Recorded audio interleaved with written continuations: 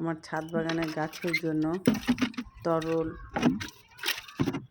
সার আমি তৈরি করেছি সবজি খোসা পচানো জল দিয়ে।